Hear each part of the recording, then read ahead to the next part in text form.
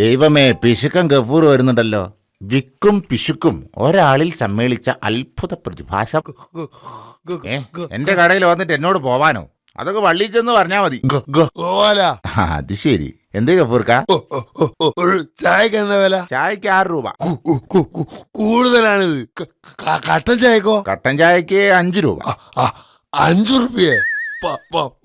പടച്ചോനെ, without കട്ടനോ? Without കട്ടന് 4. എന്താണ് എന്ത് പരിപാടി ഉണ്ടോ? ഒരു ചായപ്പൊടിട്ട വെള്ളത്തിന് 4 റുപ്യ. ഈ ഒരു ഗ്ലാസ് ചൂടുവെള്ളം എന്താ? അതിനിപ്പോ പൈസ വേണ്ടല്ലോ.